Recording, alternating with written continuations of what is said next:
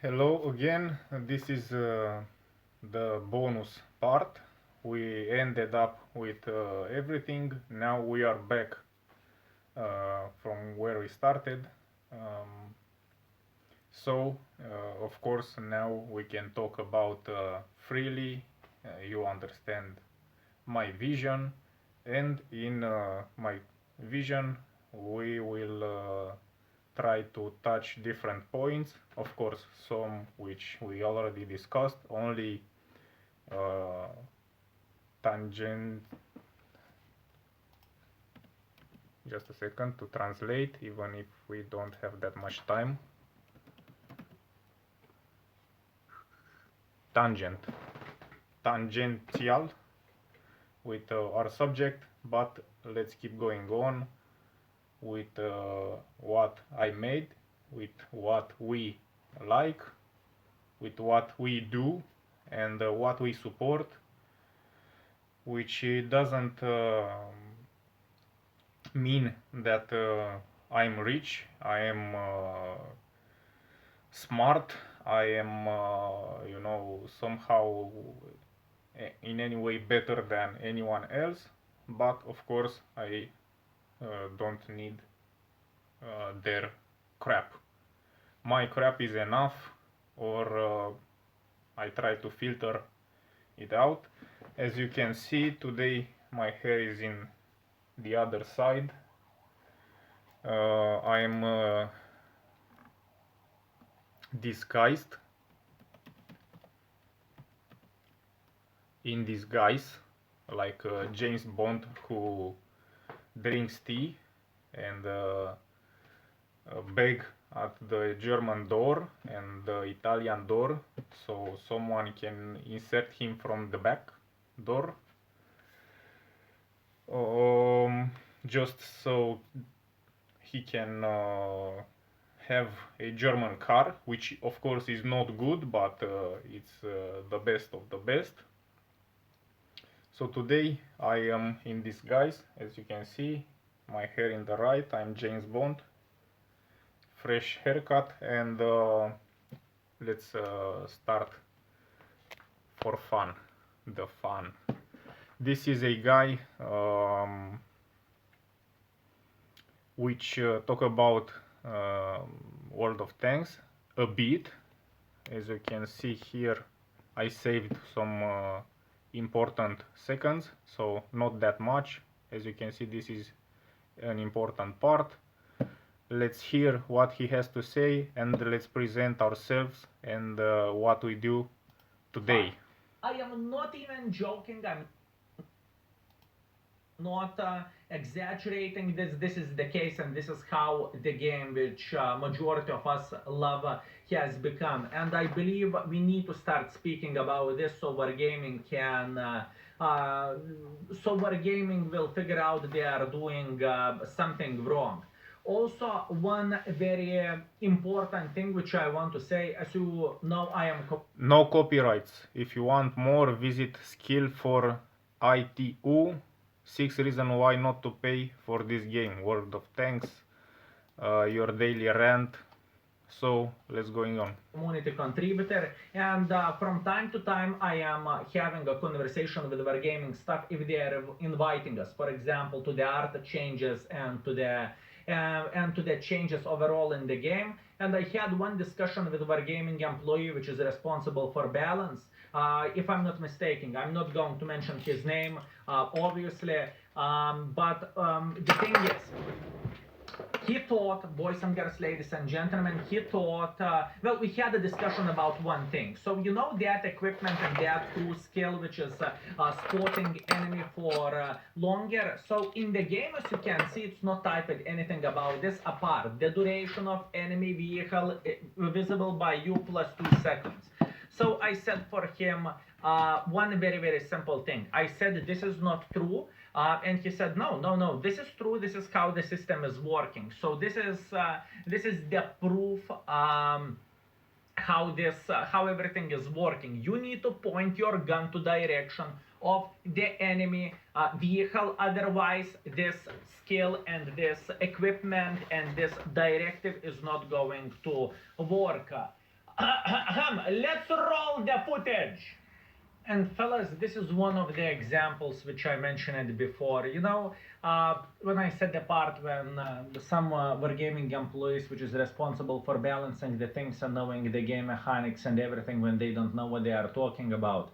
So the quick story, the long story short, Let's how the hear. things are looking like. We had a discussion about the art changes, about the changes with the high explosives, if I remember that correctly. And one employee said, we had a discussion with one employee, and he said, whenever you are spotting the vehicle while having all perks like the ones which is making the tank spotted for longer, he said, you are not supposed to point your gun towards them in order to see them longer. So let's see. Now let's do the thing which I think it's pretty damn clear, at least for me. You need to point the gun in order to spot the tank for longer. So we are, as you can see, we have Kylers on the other side, and let's see. Let's try to spot the Kylers. So counting starts now because he is not spotted. We are going to have the timer right here in the corner, and you will see how long we are going to spot him whenever we are pointing our gun at Kylers. And as you can see, we are spotting him already for a pretty damn long time.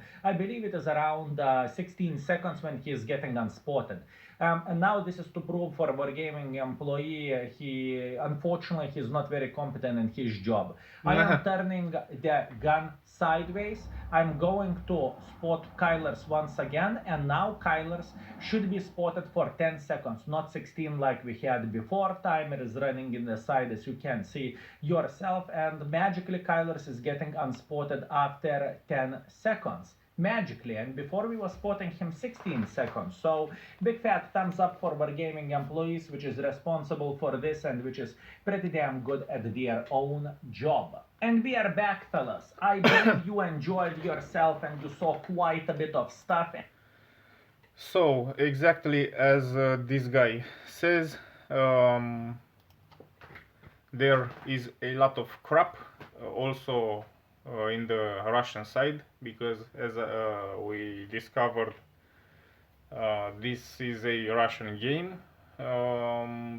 Their way to make money from each, let's say, premium player which open the wallet and pays, or just like me, standard player, which invested or played for fun the game and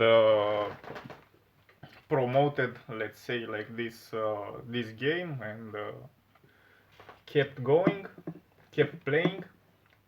But even in my time, of course, a lot of things were not right, and which each update, exactly like in any car or technological progress, the more steps you make, of course, there are good things, but there are a lot of crap things which you just try to sell to that one who's paying attention to you and paying money, and of course things getting more complicated with a lot of crap around, things getting just worse and worse. And of course, as I'm mentioning, those crooks from those companies become eager and eager, and want more money from you, exactly like some hyenas which want to bite even more from the prey.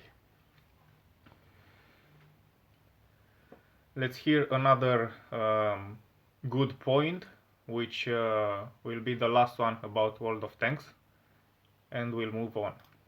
Do not have, and they are unfortunately too lazy to implement this into the game because it's so much more beneficial to create a premium tank or new battle pass instead of adding this feature into the game when you are not hiding the stats from your customers. For example, fellas, imagine that you are going to the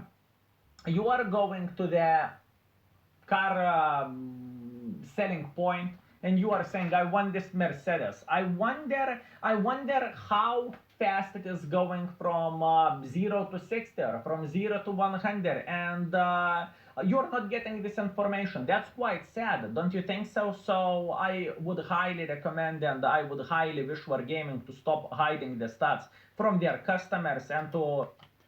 So, as he said, the other way around. So, if you are German, Italian, British, you highlight the stats, you pump them more and more and more. You try to extract on a specific track on Nürburgring, or it doesn't matter, some data so you can sell, you can promote and resell then from the dealer to buy a car, to make some video and then pump the price even more. With these Russians from Wargaming, of course, they don't even give you the data, or they mislead you, as you will see in the next. Oh no, it it actually was, I think. No, you will see exactly now. You will see they sell you a 260 millimeter armor, but in reality, or in game, in reality, you paid for only 130, so half of armor. Different approaches. Me personally, I hate both of these kind of crooks, and I actually would like to stay in the middle, in the Japanese middle, to buy whatever brake, whatever hub, whatever um, crankset, to swap them on a different bike and see how they work for me in that setup, but not being ripped off with each part. Oh, it's the specialist special. It is, or you have to pay to just be relevant in World of Tanks, to just have a chance to don't die each game like a chicken. Start being a bit more open with us, because this is absolutely disgusting. And going back to the armor, remember, 260 millimeters of armor. Hello, Tanks GG. What do you have to offer for us? So let's see what do we have. I present you CS63, which is looking directly at you. Well, let's see visual, right? So it's going to be easier to visualize. So what Wargaming said? Wargaming said it is going to be 260.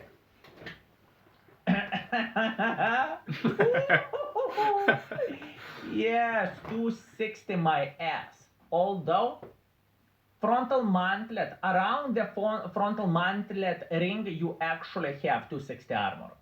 So let's go to the live armor, and this is what you are having. They wasn't lying. There is 260 ring around the gun when you actually have 260 armor. But the rest of the tank is absolutely paper. The tier 5 shitter can penetrate you. But hey, we know how to promote our tanks, and we know how to do the things very, very well. CS63, 260 turret armor. Here you go. And this is the thing which is truly pisses me off. Why so? Because, fellas, I mean, let's get real. It is not that hard to have in-game visual system. You are clicking on the tech tree. You are clicking on the tech tree, you are clicking on the tank, and it should be not add to comparison, not statistics, visual armor. You are clicking there and you are having the visual armor like in the tank GG or similar. It is not rocket science, but once again, it is not bringing money to Wargaming, and they are not going to do so much sales. So this is the main reason why they are doing this, because I can tell you one thing. The best team which is working in Wargaming, in my humble opinion, are the market team. Kudos to you. You know how to sell shit. Congratulations. Market team, market country, North market continent and marketing empire, etc. In other words, there is a lot of things which is wrong with the game, but that team is doing their job. They are Crooks, greedy bastards. they're squeezing everything what they can of us cows fellas, and if we are silly enough to open our Just a mention, 2 seconds, not from me. I didn't pay any money, real money for them. Maybe from who pay. I don't try in any way to make this sound bad because I actually told you about the car. He paid a lot of money. We'll come back about this thing after we hear what this guy had to say. wallets and to say yes we're gaming, please do us dirty and please bang us. Not me. Unfortunately, this is the thing. So my message for you fellas is very very simple. If you are not enjoying yourself in the game and you are having those moments when you want to hit the chair, table, or Yes, monitor, yes. and yes, I know there is plenty of you, Yes, yes. please think twice before opening your wallet, and maybe I didn't. if you truly love the game, maybe the best thing is not to pay a single Yes. penny if Zero. you are not enjoying yourself, and wait until some changes will be done, because this is not how you are fellas, you are And the changes wouldn't be done in good. He talked about these things 3 years ago. The patch is 1.12, and of course he have different because I watched another video from him.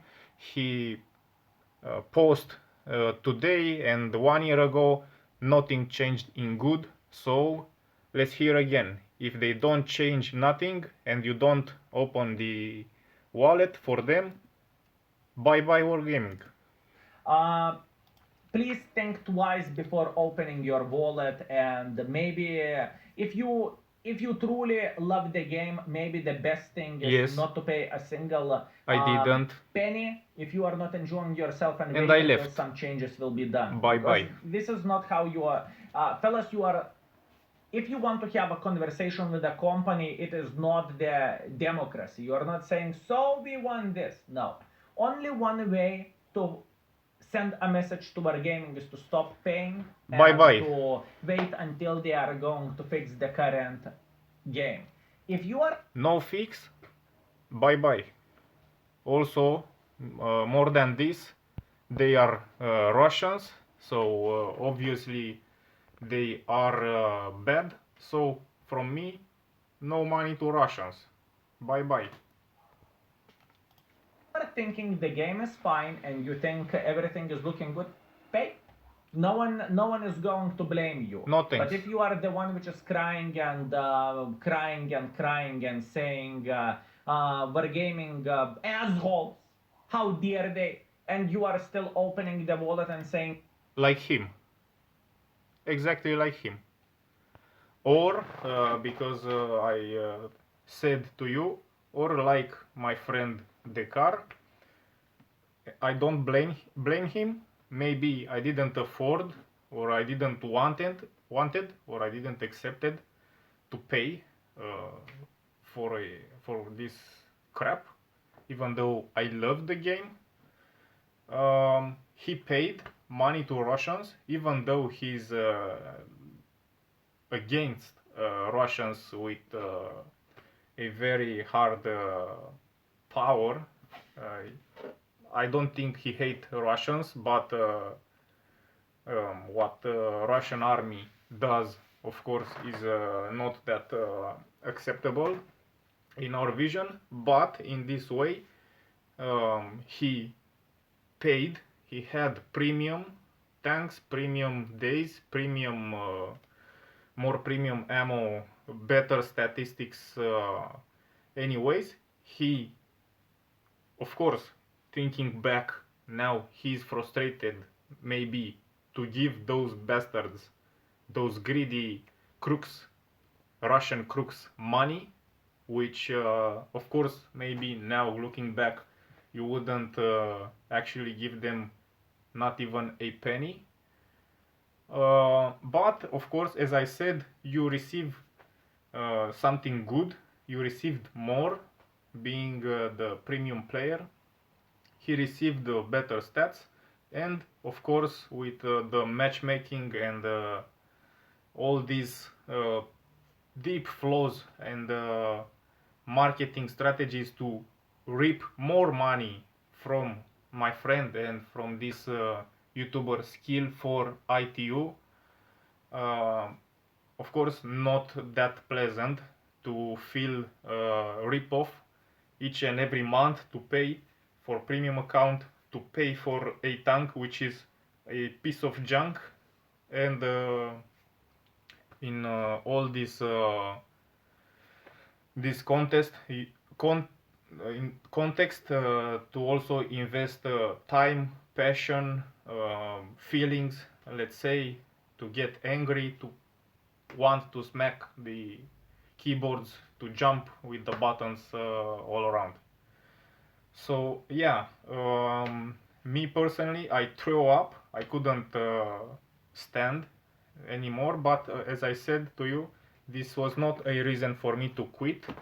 I just quitted after I graduated the high school with goods and bads, let's say, with the balance. But I didn't had more space in me for more money, more premium, more stats, more clans, more patches, more updates, more repair of the updates, more I don't know, whatever. Give me two of the premium tanks or give me 7,000 loot boxes, then you are the one to blame.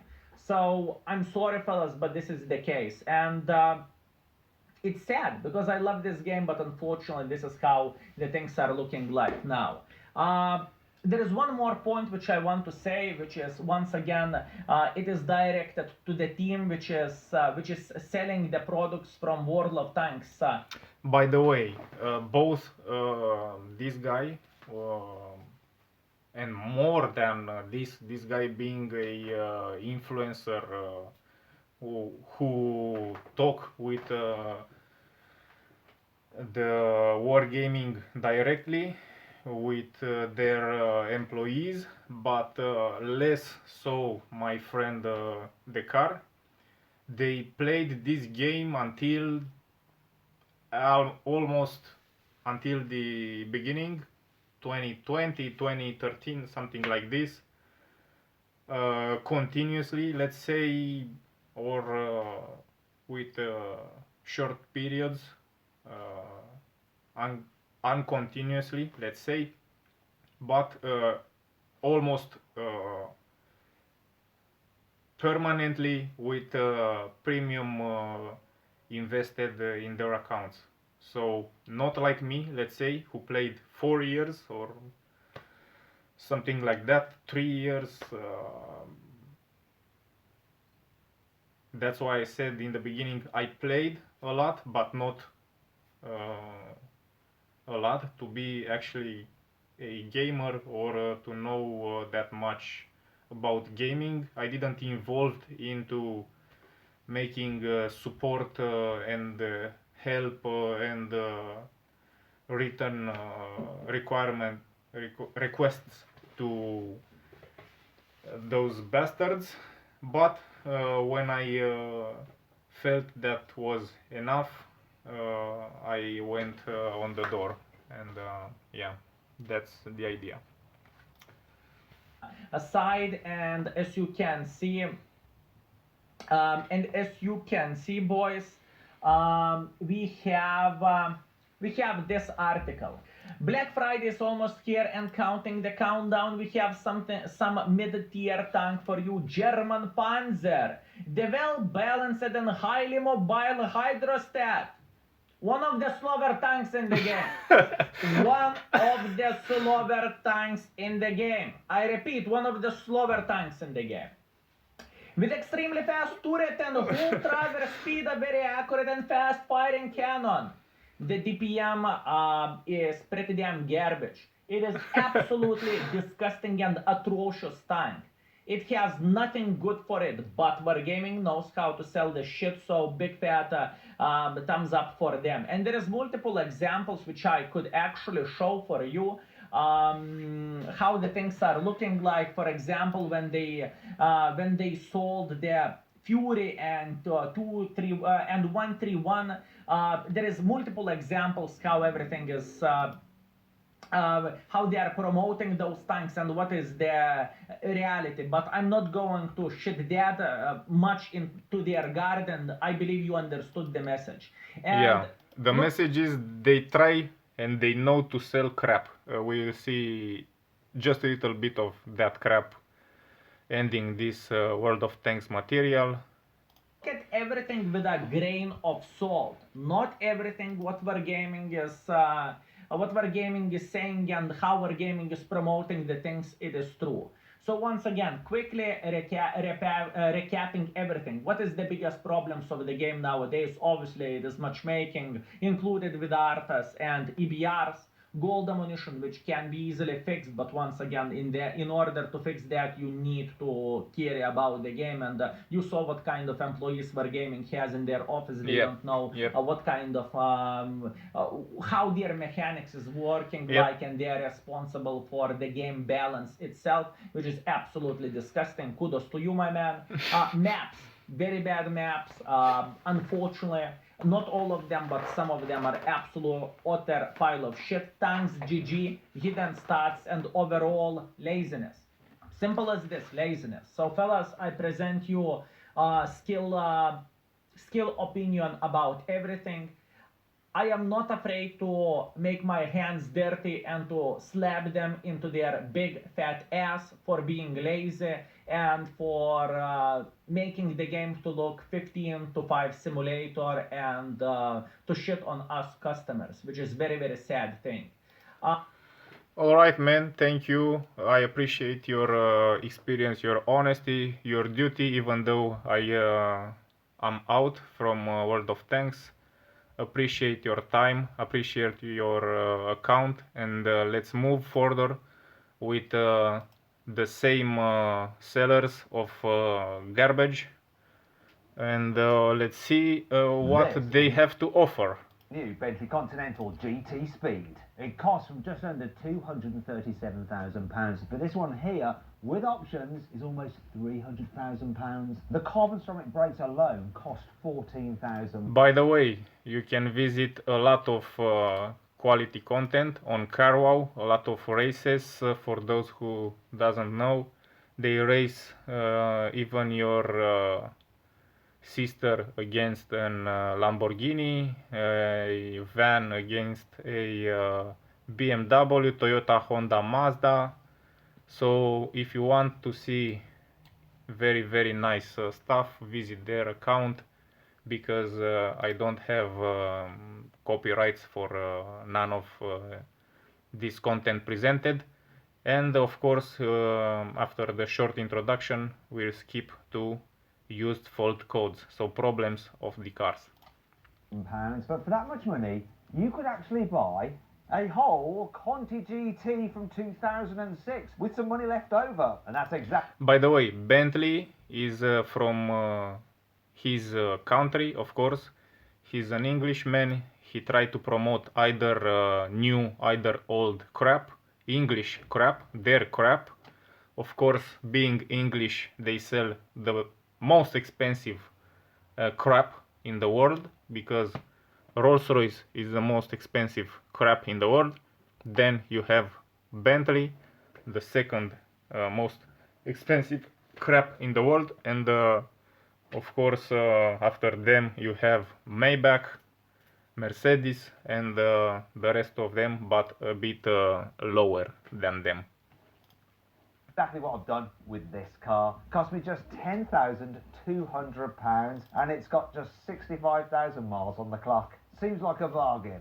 But Yeah, is it? yeah. Well, in this video we're going to find out, because I'm going to compare this new Bentley Continental GT Speed, just lovely, bang, straight to Lovely, life, special, with special. this original Bentley Continental GT. It's a little bit saggy there. What do you think I paid for it? I'm willing to. What could possibly go wrong? Oh no. Yeah, but we'll come back to Oh no. I'm not one. Alright, Matt Watson. Please visit Matt Watson or Carwow. Let's jump now in the service, of course, because he's not only a journalist, but he's also a driver, let's say, a collector, and let's see how his reaction would be if he'd have to pay some money. A little bit of stretch at the beginning, and then skip all the cost. The question is though, does this theme continue? Well, now I'm taking my car for an inspection to reveal what issues it has. This could be very costly. This is Matt from RE Performance. Hello, Matt. Great How we name. You've looked into the other fault codes on the car. Yeah, a quick look into them. Codes. So obviously, you know, for the engine side, Yeah. these are all your ECUs as such. As you can see, all the ones with red, they have no communication to. Delete Navigation's got a them. fault with it, and then obviously the orange is where you Air got the- conditioner. It's okay. It's not cold. It's quite average. So the things to think about are the tyre pressure warning. We don't care about that. It's No. just been decoded. And the air conditioning. Now on to the next bit. Okay, Matt, let's check out the bodywork. So you don't have any like harsh scuffing or anything like that. What about the lights? Yeah. Is that on the outside? I believe that's on the inside. Oh, brilliant. So Does it look at all like it might have had an accident? Special. I don't think it's had any crashes or all that sort of hidden past as such. The wheels don't look bad either. The insides of them are starting to corrode. It all depends how much you want to spend on it as well. So. Not much. Not Not much, much. if any. Not much. So he's a rich, or he tried to look rich, but when we talk about actually being rich, not looking rich, as much as not that well, not much, if any, not that much, because I'm rich. Mother marker. Okay. No, we'll come to that in a bit. Oh yes, the bodywork's actually quite good. Shall we get it higher in the air and Yeah, see what's let's going go on up with underneath? it.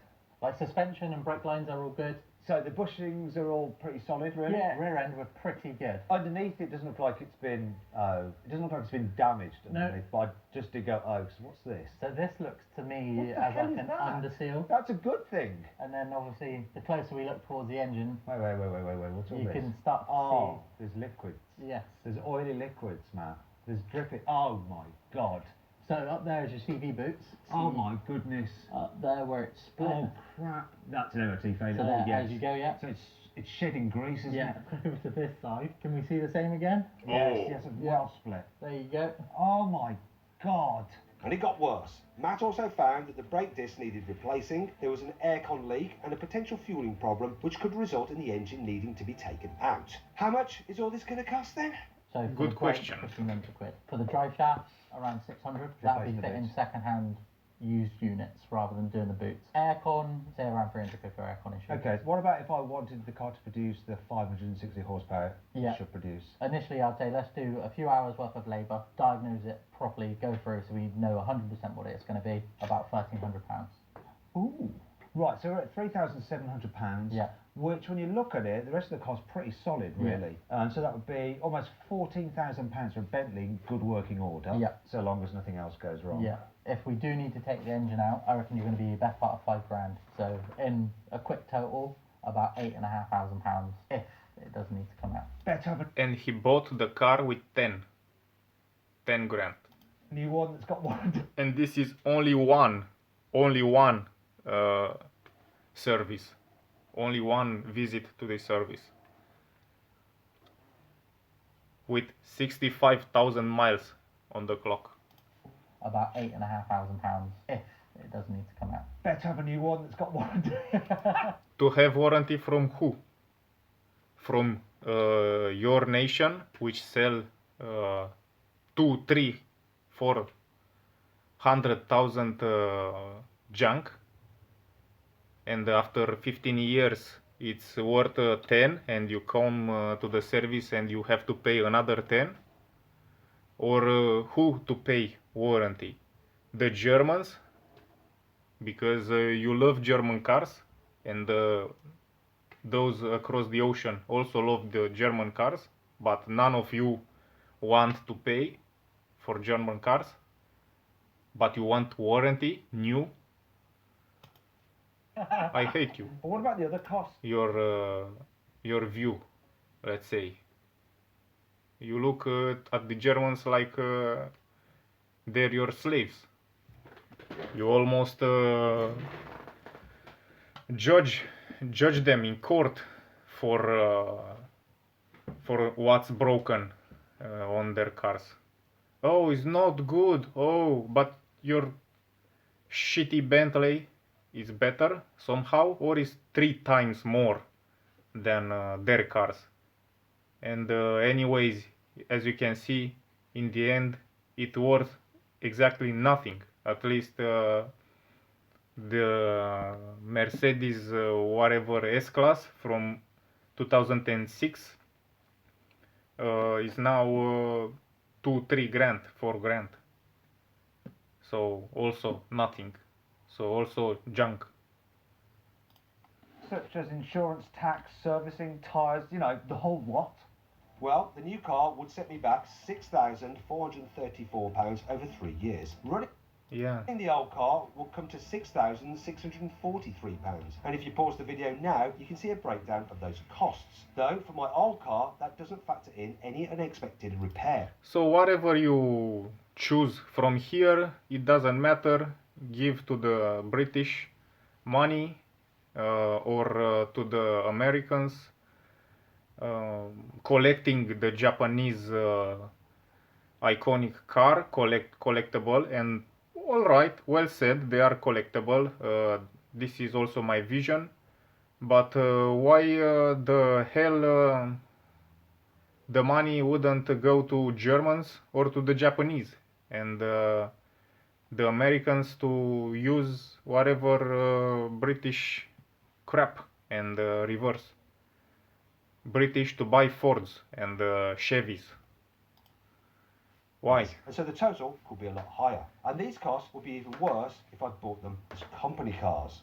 Now you might be thinking, ooh, I know the benefit in kind is based on the cost of the car. So if my company was to buy me this old GT, I could just put it to the company, be quite cheap because it's only based on £10,000, even though the emissions would mean that it falls into the 37% bracket. So 37%, £10,000, I'm fine with that. However, what the Inland Revenue do is work out the benefit in kind based on the price of this car when it was new. And that means when you do that, the benefit in kind on this Bentley, if you're a top rate taxpayer, will be more than what the car actually costs you. So there'd be no point. It'd actually work out at having to pay the taxman £18,000 a year. Forget about it.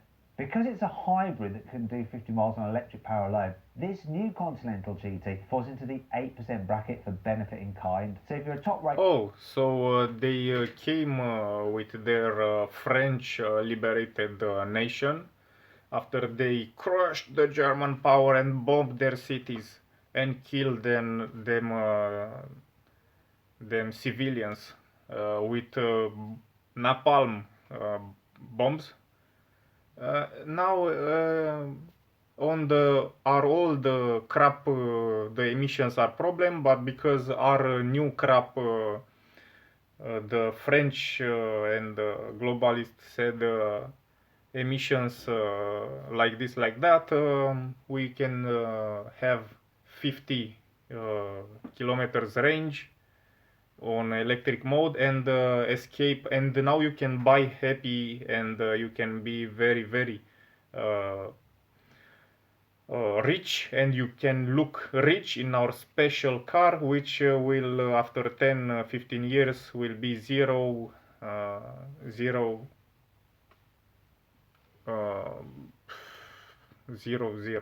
absolute. taxpayer, which you're likely to be if your company's going to get you one of these things, you would end up paying £9,500 a year to the taxman in order to have this car, which really, when you think about it, isn't terrible. Yeah, actually, there are no, aspects of no. owning the newer, more expensive car that will work out cheaper. And another thing to consider is what happens if you have an accident, even if it's a very small one. A new bumper, that's £2,500. A new headlight, that is £2,000. And that's just for one of them. And that doesn't all include the labour to fit them. So a mild front end smash could end up writing the car off. And that's because most insurers will write a car off when the cost of fixing it exceeds 50 to 60% of its market value. So really, buying an old cheap luxury car seems like a terrible idea. Well, not exactly. There is one key area where the old car wins out. The word special, that's And it's depreciation, which really does affect this new Bentley. And I special. mean, really affect it. In 3 years' time, with 24,000 miles on the clock, you'd lose £130,000 in depreciation on the new Bentley. Whereas my old car, it was the depreciation. 130 special £1,000. Has already happened, so I can expect to lose only £1,500. It's madness to think that the money you'd lose on one of these new Bentley Continental GT Speeds over 3 years would be enough to buy 13 of those old Bentley Continental GTs. 13! I'm not quite sure what I'd do with 13 of them. Though with that many, maybe one of them will deliver full power. And shortly, I'll be seeing if Mitch at RE Performance can get my car running back at full power. But first, I want to know what the public thinks. Does my old Bentley make me look rich? Even in our country, even if you don't have a Bentley, of course, it's very important so you can have such a crap under your butt for the people to think you're special until you touch it or until you go to the service. And then the guy at the service is your either friend, either enemy. If he's your enemy in the first place, you go to look in another one, cheaper. If it is your friend, you look for cheap at him. Man, you are my friend. Please, can you do it better for me? Dude, you're special. Who told you to buy this special car so you can ask people on the street, what do you think I paid on this special car? How much do you think my Bentley cost?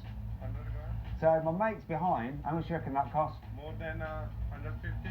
Have a guess. 65 grand? What do you think you paid for that? 80. What do you reckon? So it's very specific. That one. You can't trick women.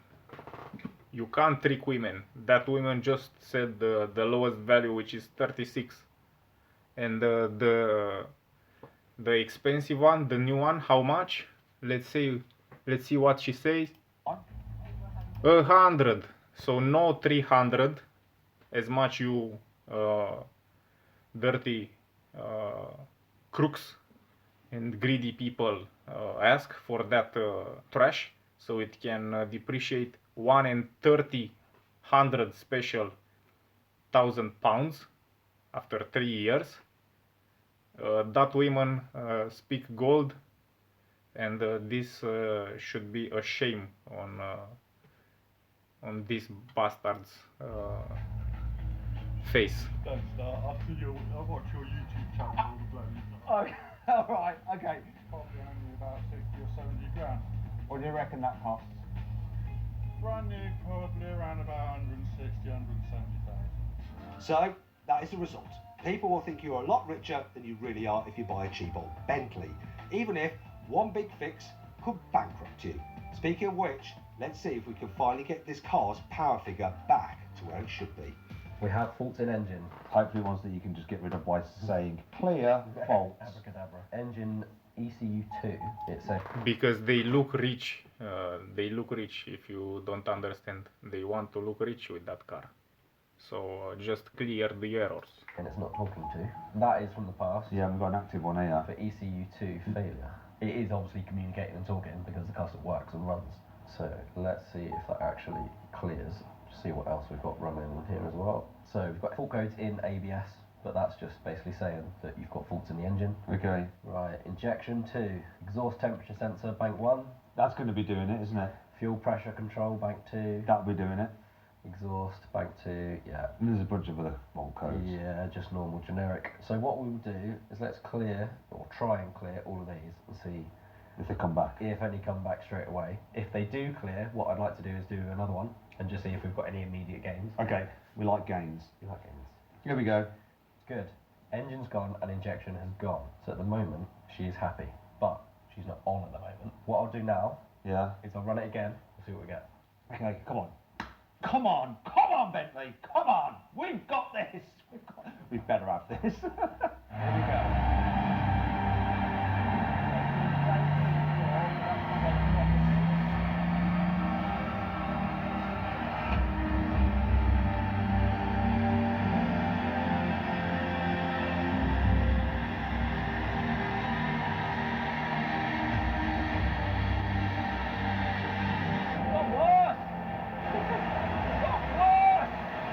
On that one, because we've cleared the parameters that it knew from last time, Yeah. this time it's basically starting fresh.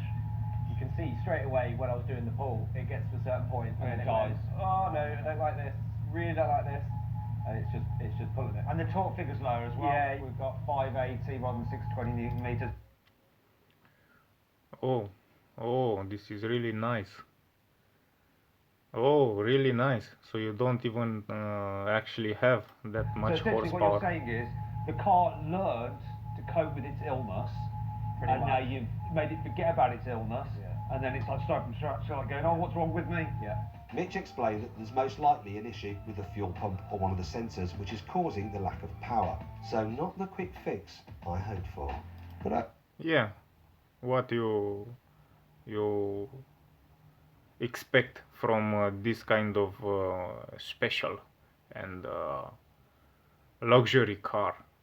They sell you 600 horsepower and you have 300 overall, what do I think of this car?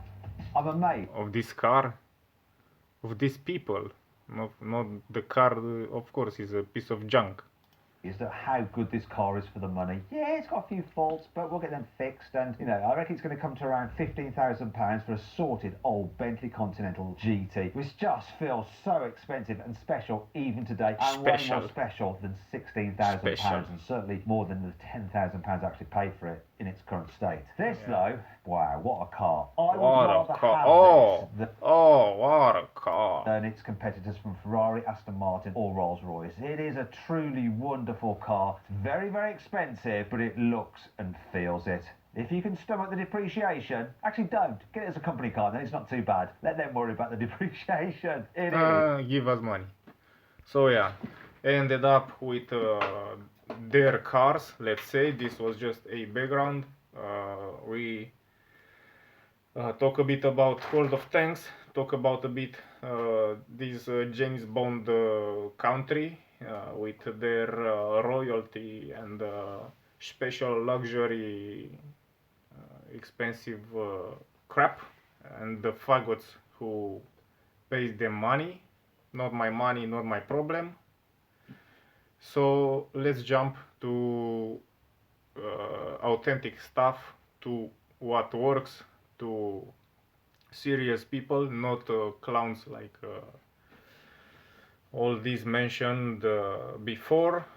So let's see how the, let's say, quality, the respect, the value actually looks like. Is a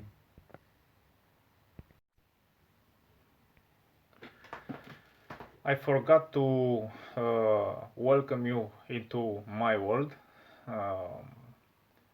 So now unrestrictedly we'll talk about only good stuff, and even though in my world we don't have objects, opinions are very well refined, and what we have here, at least, even though it's just a small step for humanity, small, let's say, financial value, collectible things, and not those many cars, only, as you probably saw, tanks in a virtual game, bicycles, and a lot of words. Let's see the words. At the end of this series, I already made a Toyota MRS, which is the third generation MR2 video, like 2 weeks ago, something like this, 2-3 weeks ago, around the New Year's Eve, and of course researching their different things, talking with my brother about this awesome car, which I'd enjoy to actually buy one of them, filtering all the rest of the crap around me, all the layers of an onion, a sick onion, sick from Occident onion. I will recommend at the end that particular part about Toyota MRS. In general, we will cover now cars, real cars, at their place, real cars with without paper, let's say, but with power in them, with character, with real character, not with lies and all kind of exaggeration marketing strategies. So let's start. I wanted to see now something which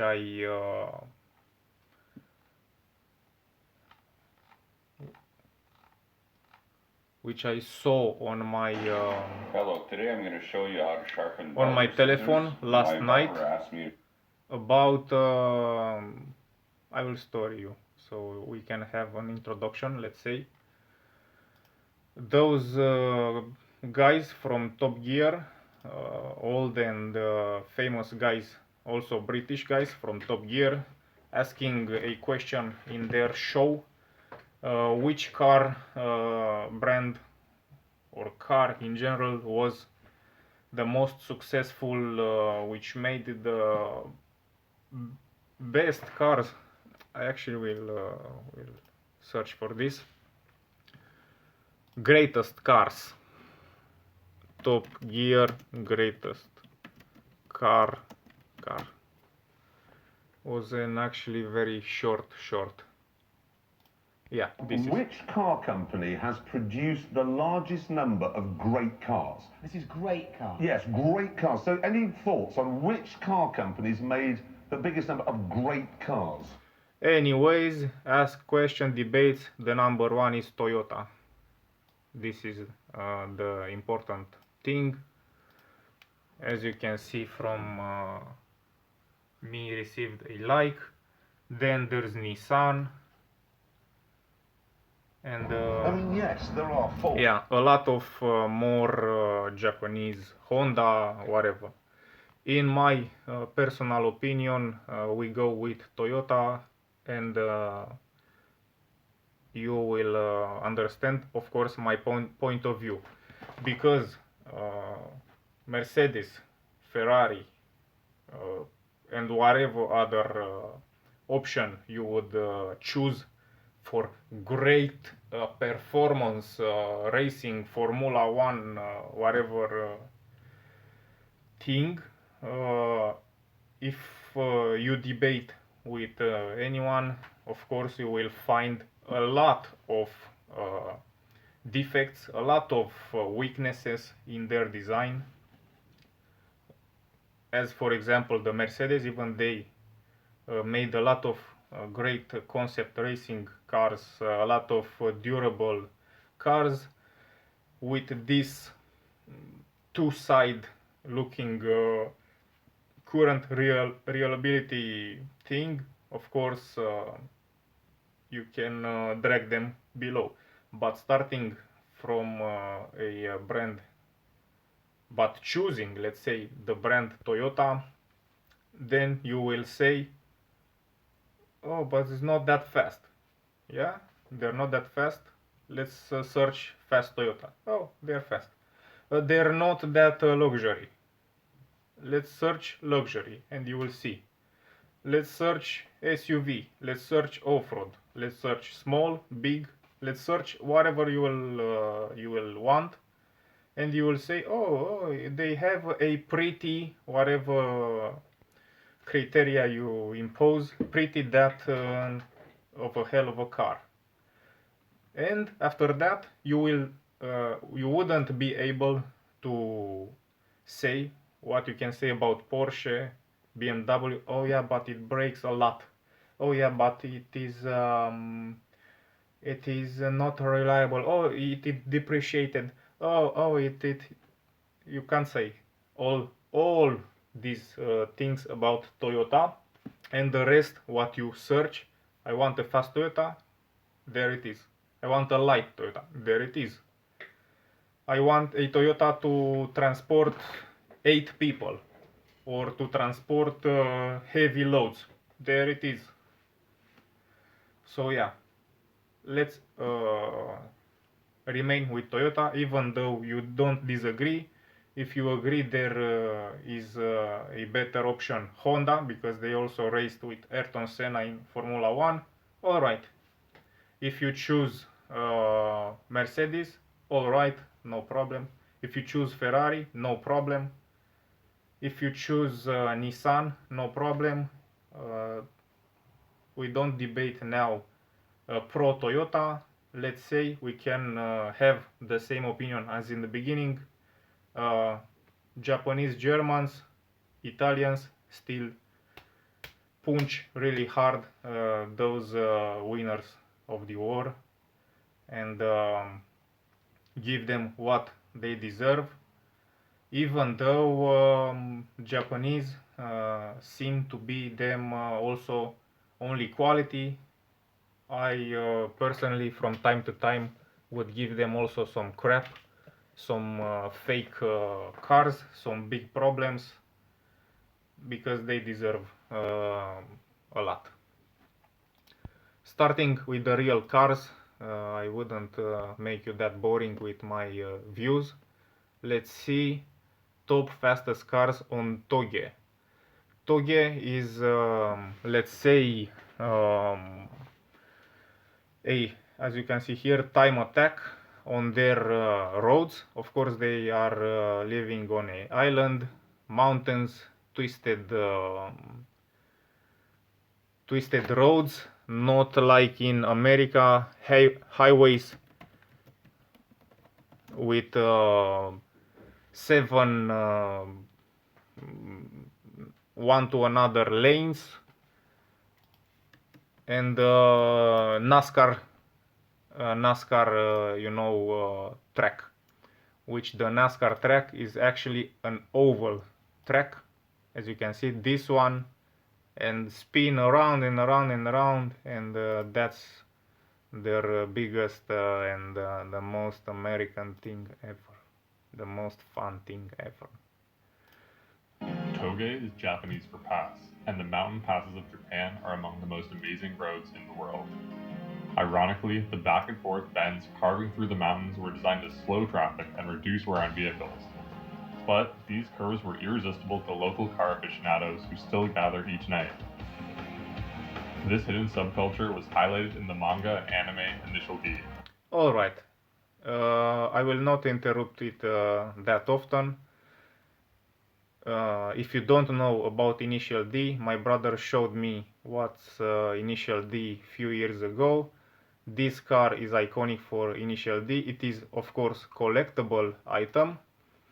As I said yesterday, from 2005, when the Japanese population aged and they, as Germans of course, 100 and 100 million people for the entire world, Americans being 3 times more than them as a number.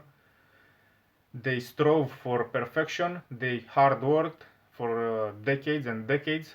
The Americans put sticks in their economic progress, and from 2005, or let's say even with the release of the famous movie series Racing Cars Fast and Furious, everything Japanese, like for example Nissan, Toyota, Honda and whatever, became collectible for a good point, let's say, because they're awesome machines.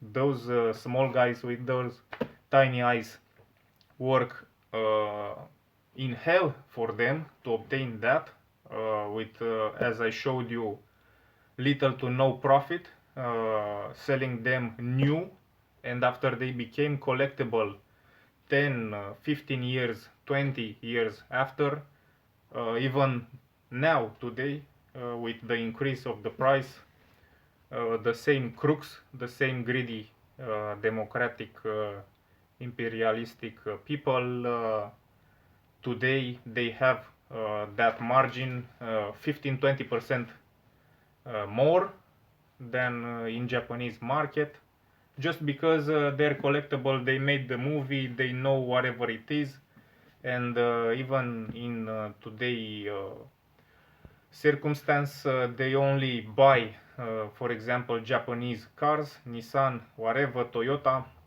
Supra, German cars, the BMW M3 G80 or G82, I don't know exactly, which on drag strip are the best cars. They trash around, they bash around, they put turbo, alright, they become collectible, they film, they present to us, they take some money from YouTube, and of course after 30 years of playing around and trashing those objects, they will sell to us, alright, not me, to whatever idiot, for even more money than Japan, 15-20%, after a constant increase over the years. So yeah, this was the mentioning about Initial D, which is a anime started around this particular Toyota. Alright, this is a collectible Toyota and a great car. The Initial D, of course, includes drifting, let's say, which they of course copied in Tokyo Drift and another crap, American crap. But the Drift King, if you search Drift King, it's Tsuchiya, whatever is this called, Tsuchiya, a legend in Japan, who have an awesome car, an awesome Toyota with carbon fiber, with whatever, original, tuned in the Japanese way of improving over the generations. This car has almost 30-40 years, I don't know, and this incredible balanced and fast car. So starting from technology, they made a video from this drifter on urban public roads and in different contests, legal tournaments in Japan. They made that subculture even with an anime. This is important because you will understand the real qualities of this nation, of their cars, of their products, which, let's say, in a way or another, are very exploited by those who are more powerful sadly, than those who work hard for them. Initial D told the story of an AE86 driving tofu delivery driver turned racer and his journey competing on various togeis throughout Japan. Initial D paid attention to technical details with the real life Drift King, Keiichi Tsuchiya, as a consultant, but also let movie magic push the boundaries. So, what cars would be the fastest in real life? Thankfully, we have something to work with, as Best Motoring's Hot version features a segment where 3 of the best drivers in Japan, and a random girl dressed as a cat or something, take cars brought in from various tuners and pit them against each other in a downhill race on the Gunsai Toyota Toge. MRS. The Toge is extremely different from a road course, and way more dangerous. The elevation changes, bumps, and leaves scattering the narrow road with no runoff demand the car be tuned correctly to instill confidence in the driver and avoid disaster. The downhill nature of the course means that while power is still important, handling trumps all. These differences lead to surprising upsets, like the new NSX, a 580 horsepower supercar filled with modern tech, losing out to an older NSXR with a stock engine. Many Initial D fans have argued that for these reasons, the small, lightweight star of the show, the AE86, would in fact be the ideal candidate to dominate the Toge. But in reality, well, today we're going to find out.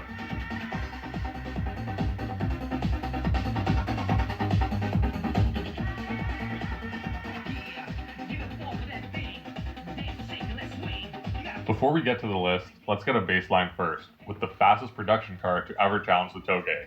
And it's a GTR. Oh, but not this one. Nope, not that one either. And close. But the fastest Toge machine ready to roll right off the showroom floor isn't a Nissan GTR, but a Mercedes AMG GTR, with the sector time of 25.769. Again, German and Japanese.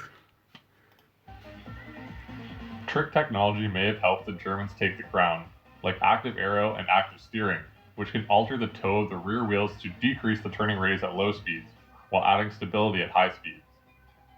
In a head-to-head Initial D-style battle of the GTRs, the 575 horsepower Mercedes actually lost to a 600 horsepower R35 Nismo Special Edition, likely in part to the all-wheel drive of the Nissan adding consistency throughout a battle which took place in cold weather when the track was slippery and covered in leaves.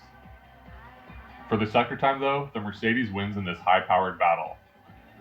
But how would it do against a modified R35? Well, it's no surprise that when the legendary tuner mines through their whole parts catalog at the R35, it shaved a few tenths off the Nismo time, running at 25.732, and taking number 10 on the list. Mines cannot claim the fastest GTR in the list though, as while Mines is known for fast cars on the circuit, there's another team which has spent a lot more time on the Toge. Just a mention, we will find this MINES, M-I-N-S, MINES acronym in further things. The previous generation, so this is the previous model, R35, MINES model.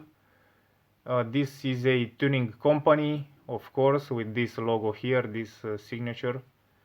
And yeah, if they manage to make an very fast for track R34 GTR, of course, as this car here, the R35 model, Mines, of course, you can imagine, is also expensive, also fast, so it is a good, let's say, base point, standard point in 10th place to compare the cars with it.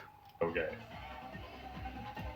Matchless Crowd Racing, or MCR for short, had a custom parts armory of their own to prepare their R35 for the Toge to run at 25.682. The MCR team specializes in skylines and are no stranger to the Toge, having brought their R34 to multiple events in the past. While Mines may have the fastest GTR on the track, the MCR is the fastest on the Toge.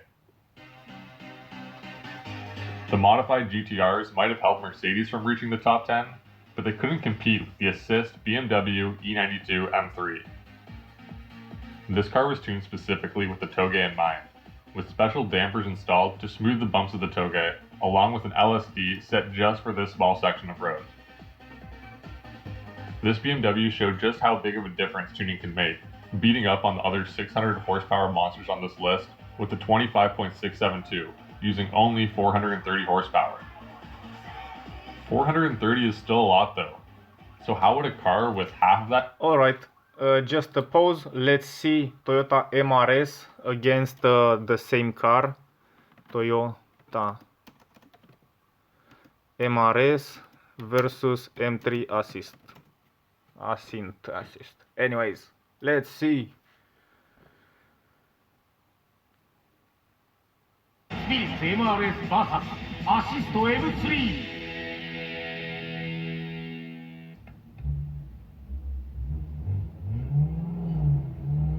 1本目は M3 が先行。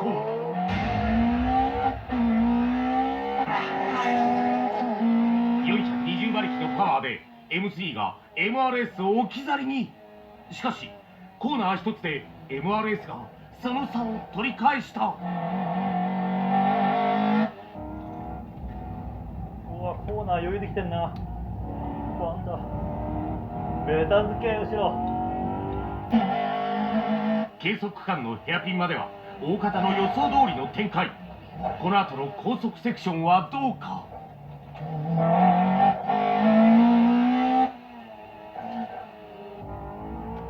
ノブのアクセルとともに MRS が離される。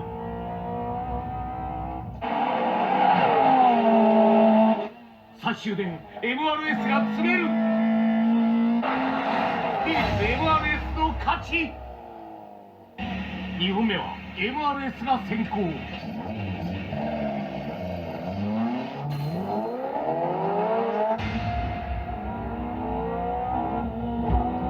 加速でぴったりとマークする M3。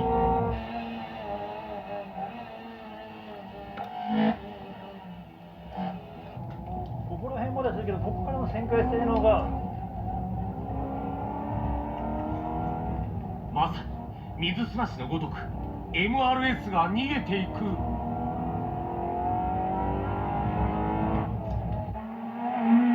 ヘアピンでの差は1秒半。 M3 は詰められるのか。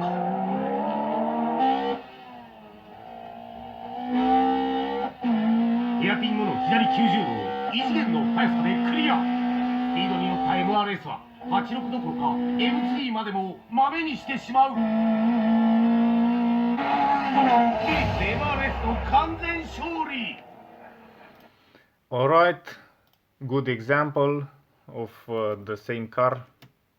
With the 25.672, using only 430 horsepower. 430 is still a lot though. So how would a car with half of that do? Well, better. The Drift King himself, Keiichi Tsuchiya, lives and breathes AE86. So it's no surprise his personal Hachiroku is tuned to perfection. Instantly recognizable with its signature green dry carbon hood, the only Corolla more famous than this is Takumi's in Initial D. Keiichi's engine is a 7AG 5-valve, jammed full of tech art goodies to make 219 horsepower.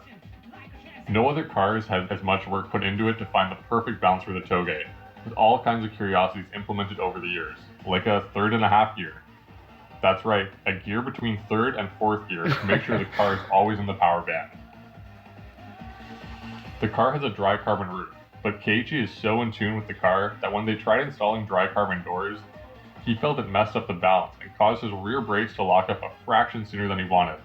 It almost sounds like the Princess and the Pea, but I mean, it's hard to argue when he can blast down Gunsai in a 35-year-old Corolla, hitting a 25.582 ahead of any modern supercar. Alright, so these guys tried to install carbon doors, but the well used and the master of that car, of that balanced car, said actually heavy. exactly what So no balance. Okay. No balance. exactly what this guy says. No balance. Even though he's heavier, no balance. You will understand further who this guy is.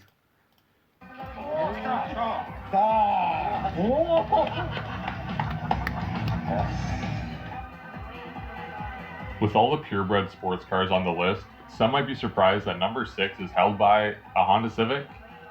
Yep, the Seeker FD2 proved that front-wheel drive cars can party too. Just down the road from Spoon, Seeker has built some legendary Hondas over the years, and loves playing the underdog at the Toge. Named after the concept of always seeking new, better solutions, they recently brought out a Honda S660 and ran a 27.428, which doesn't make the list, but they did it with a measly 0.6 liter engine, tuned up to make a whopping 80 horsepower. Give the team at Seeker an extra 200 horsepower in an FD2, and they claim 5th fastest on the Toge and the fastest front-wheel drive car of all time, with a 25.418. We've talked about the original 8.6, but what about the new model? There's been tons of shops experimenting with their 8.6s and bring them to the Toge, some with turbos and others with superchargers. But the fastest of all is the Revolution 8.6, clocking a blistering 25.404 with just 220 horsepower from a mildly tuned engine. The Revolution team actually had a custom 2.3 liter engine, but ran into trouble, so they went back to a relatively tame FA20 and focused on reducing weight. After going under the knife, the 8.6 shed more than 650 pounds, weighing just 2,160 pounds. With a bit of aero on top, it's no surprise this 8.6 is so fast. This is where things start getting intense, as none of the cars at the top of this list just rolled out of the shop and started dominating the Toge. All of these have spent countless hours testing and tuning their cars before handing them over to one of the 3 hot version drivers. The Arvo S2000 was not just light, but also powerful, with the supercharger boosting the 2.3 liter F20C to 410 horsepower. With all the ingredients to be king of the Toge, the team began hunting down the record, and quickly reached a 25.371, taking number 4 on this list. On the next lap though, the reality of Toge racing bared its teeth. Orito lost control and did a high-speed wall ride along the mountain before hitting a guardrail, which slowed him just enough to stop the car going down the mountain.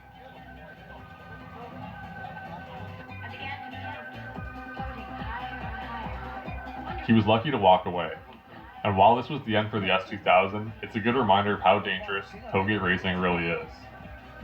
The cars on this list are the ones that have survived, with many being crashed over the years.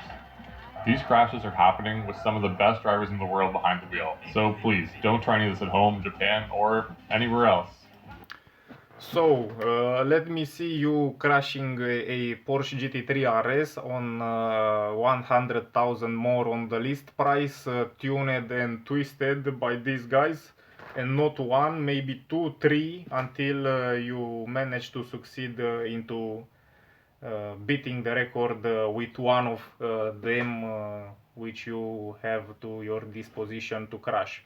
Of course, you don't have any McLaren, you don't have Ferraris to crash here, no Lamborghinis, you have no Bentleys, no Rolls-Royce, even though they are expensive, they are best cars.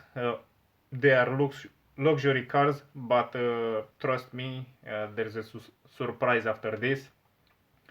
You will see also luxury cars again, trust me.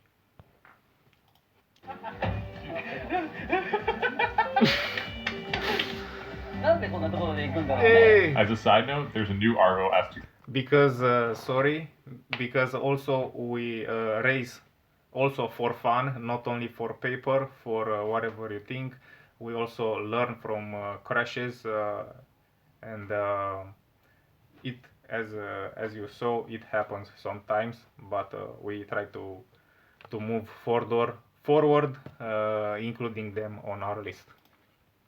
1000, and it's faster than ever, clocking a 53-second time at Tsukuba. If you want to learn about the fastest time attack cars on the track, check out my video on that in the description below. Alright, so just to mention, 53 seconds on Tsukuba with this Arvo S2000 is 53-second time at is mind-blowing. I also opened here for you this page on this site, which is about time attack at Tsukuba, and we'll see some monsters car, and you will make an idea much better about what a 50 or a sub 1 minute car means on Tsukuba. Tsukuba. If you want to learn about the fastest time attack cars on the track, check out my video on that in the description below. With the extra power and development, it's possible the Arvo S2000 has the potential to come back and take the top spot on this list, although I'm not sure if the owner will let it near the Touge ever again. If you really want to tempt fate though and up the stakes even more, why not get a mid-engine car known for snap oversteer? While the original car was stolen, I'm thankful this car survived a few close calls, as the MRS from Techno Pro Spirit is my own personal favorite on the entire list. And my own also. I made this video which I will show you live, so you can see that I'm not talking BS. Of course, I know this car for some time, but the problem is not I know the car. The problem is that exactly this year I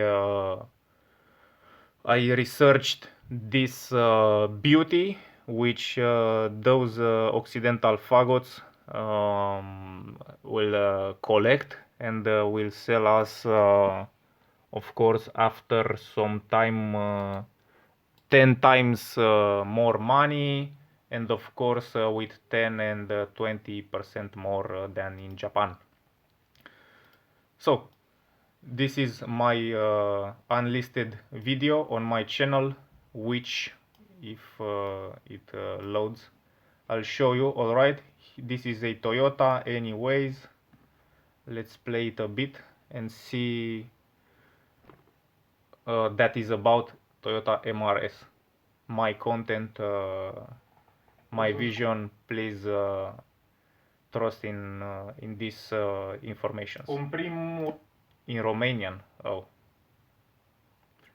There is also in English. Care poate să fie hardtop.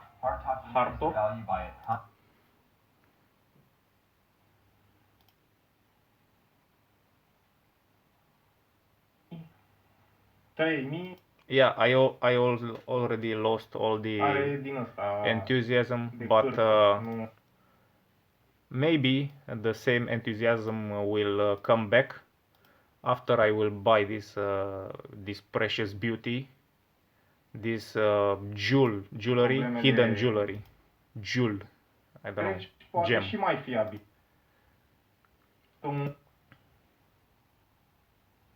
License plate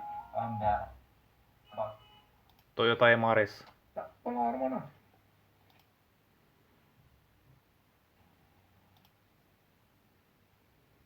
And let's continue our journey. While the original car was stolen, I'm thankful this car survived a few close calls, as the MRS from Techno Pro Spirit is my own personal favorite on the entire list. And my own too. And to me really embodies the spirit of the Touge and what modern cars just can't replicate. Yeah. When Arito first took the car out, he thought to himself, then Mr. Kurokama reached in, flicked a magic switch to adjust brake balance before sending him out again. This time, the little Toyota shocked everyone when it set an all-time sector record of 25.153 with just 190 horsepower. But then, well, it went even faster and was the first car to ever break into the 24-second range with a 24.937.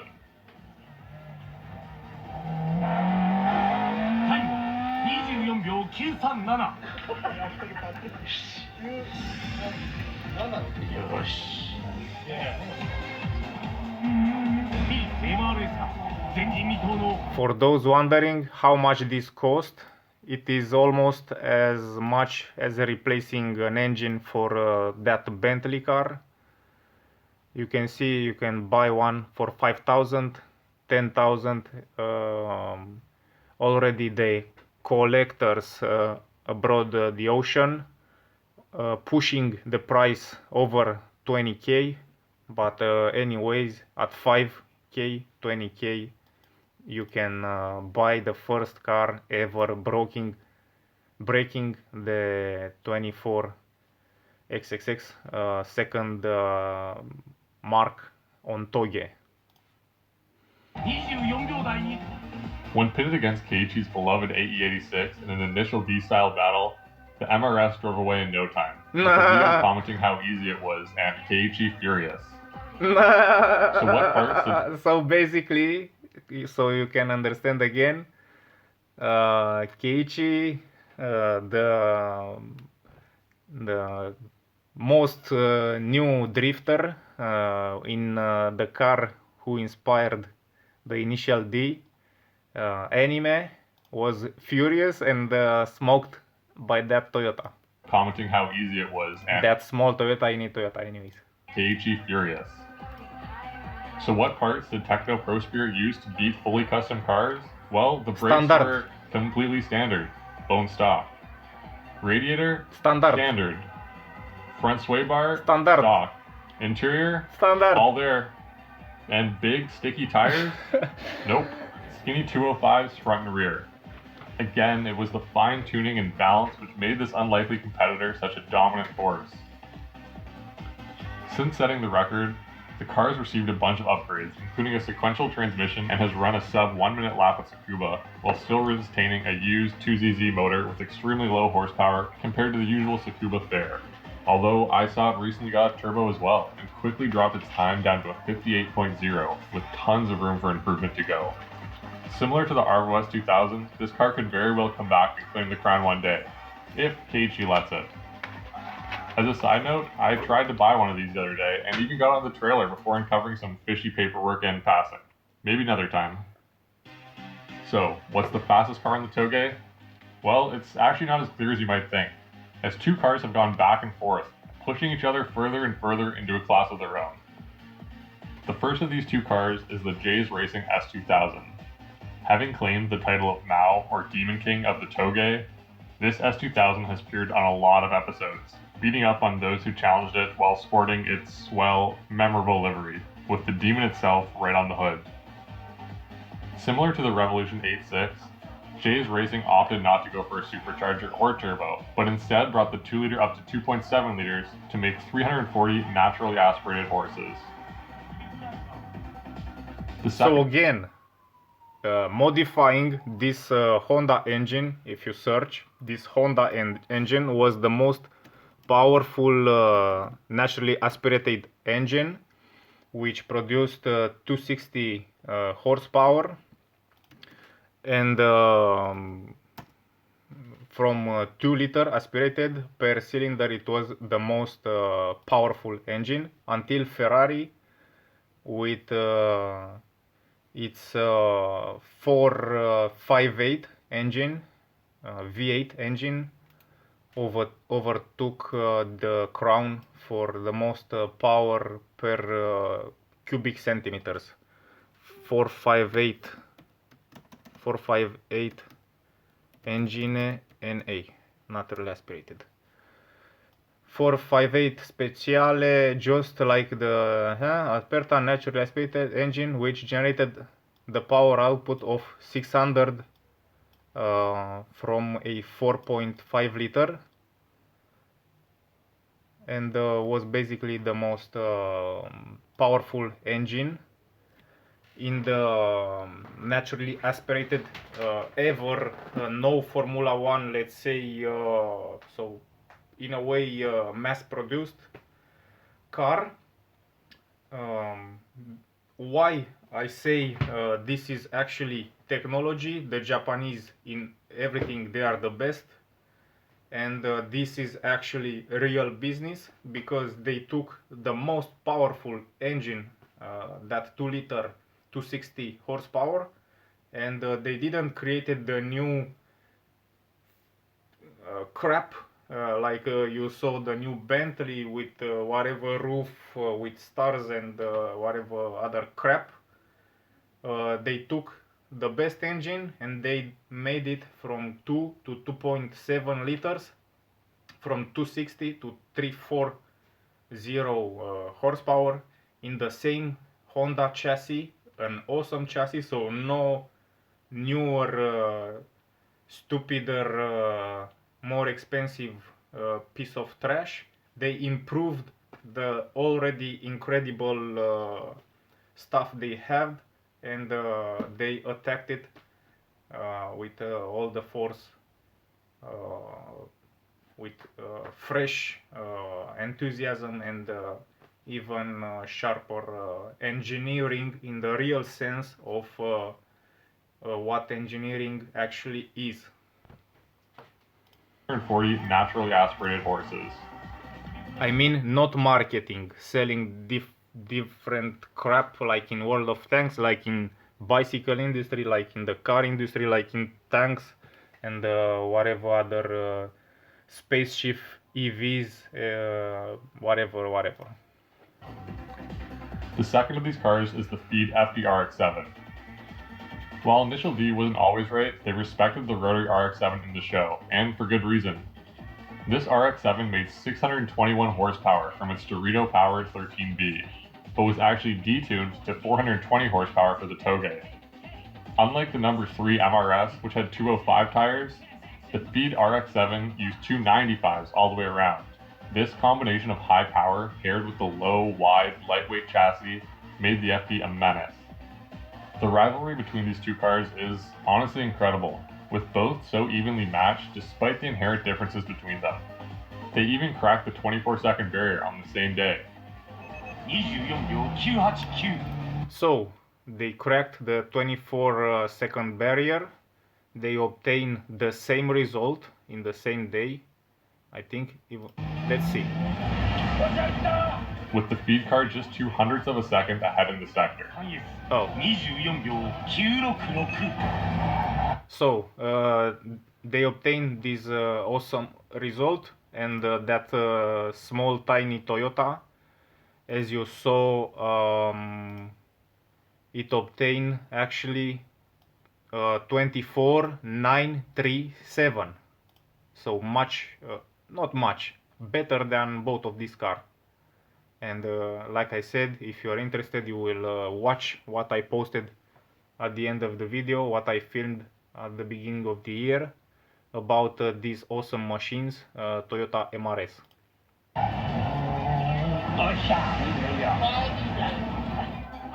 Each year at the annual Touge Championship, these cars would work their way through the bracket to meet in the final.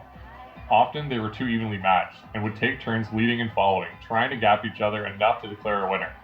Sometimes they couldn't, and the competition would have to be called a draw, as the repeated battles were more likely to lead to a nasty accident than discern a clear winner. The tension between the two owners was so intense as they watched their pride and joys battle it out, even if you don't speak Japanese.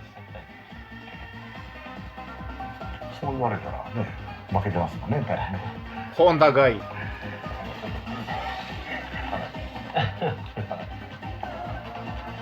These draws seemed to particularly upset the Feed team, as they had a lot more flexibility to tune the car and felt that with a few more PSI, they could have made it a clear decision. Even though the Feed RX-7 held the record, they decided that wasn't enough and came back with AO52 tires. The result? With Knob behind the wheel, they absolutely crushed the record, taking another 0.3 off, down to a 24.672. Incredible. Incredible. Oh my god. Oh my god.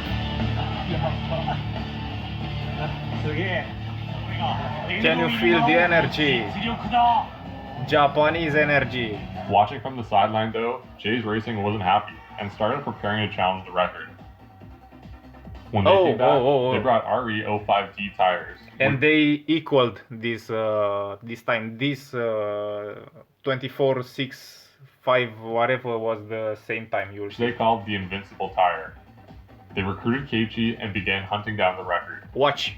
Making changes based on the Drift King's feedback, and even stopping to weld the manifold, they came ever closer until they felt it was time to throw in some fresh tires and go for Feed's record. It still didn't seem to be quite enough, with the rear of the car bouncing around a bit too much, but the owner pleaded with Keiichi to go for one final all-out run. Then this happened. タイムは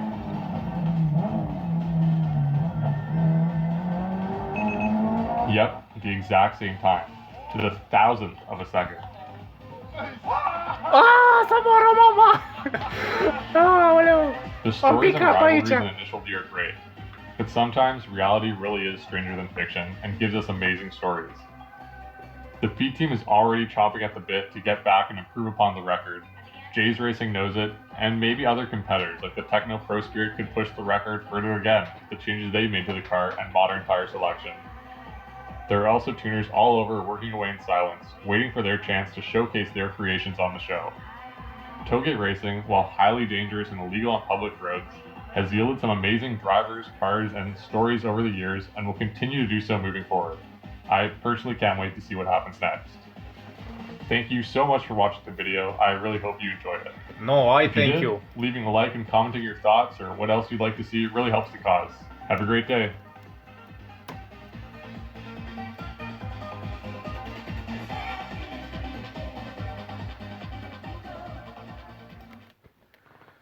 So yeah, breathing a bit, different energy, much more interesting than James Bond eating tea, trying to obtain whatever piece of junk.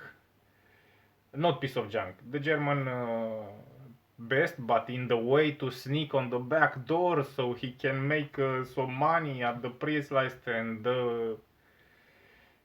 the awesome Bentley and now I feel free.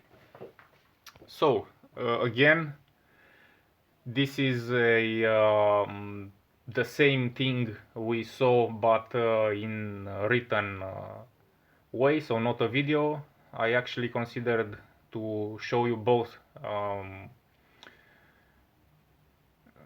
the statistics and both a video. The video I didn't saw before and it was incredible. I enjoyed it a lot. Yeah, so these are the cars. As you saw, this obtain is here. This obtain 24.933 37, as you can see here. 24.937. But anyways, the same car after they changed a bit the headlights and a bit, as that guy said in the video, they inserted a semi-automatic, semi-manual, semi-automatic gear box, and that gearbox is from a Lotus Exige, if I'm not wrong, or whatever Lotus. And they attempted also this attack at Tsukuba, but they didn't came back in 2024 because of some problems. There's a video with this car, and they had some whatever, but the idea is they didn't came back in the configuration with the new gearbox and the new setup for engine, so the turbo 2ZZ. This is the performance with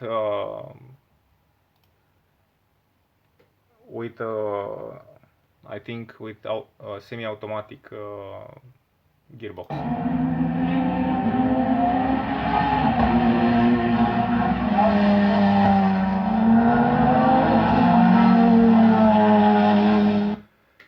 So no, it is turbo, but I don't think it have the automatic.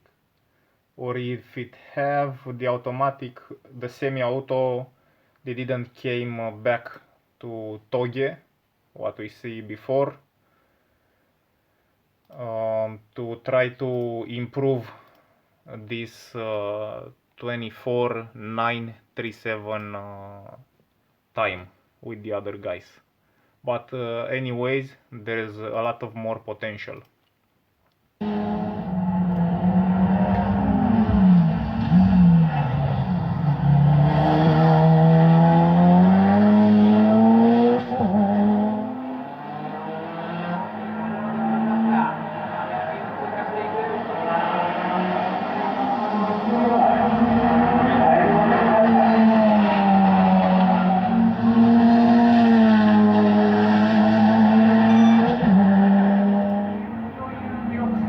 So this is the time.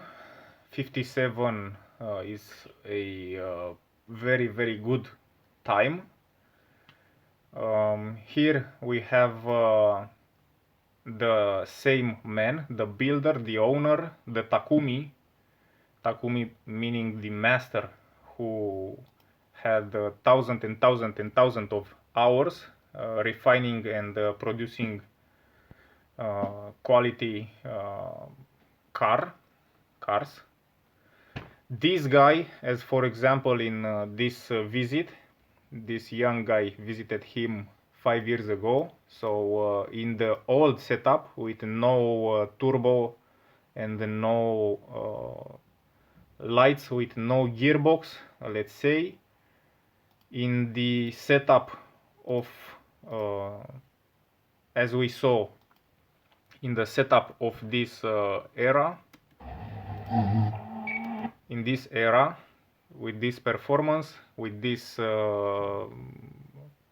lights, and he told us, me, and I tell you that in this video, so no copyrights, you can come on this channel to this name, this title here, and you will see in the entire video all the tips and tricks, all the twitches, all the components he used for obtaining this time with this car, as I said, at that price. A very very very very unexpensive car, uncollectible.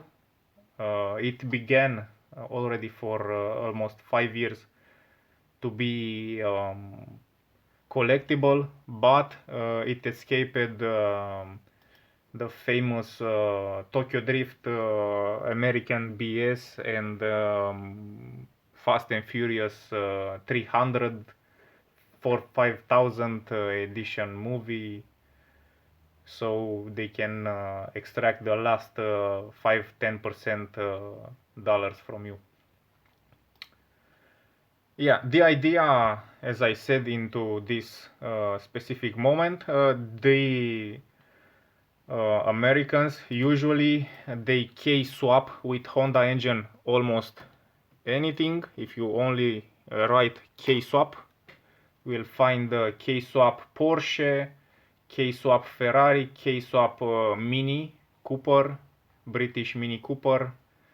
As you can see, K-swap 997 Porsche, because of course Porsche broke very fast and is expensive, so not good.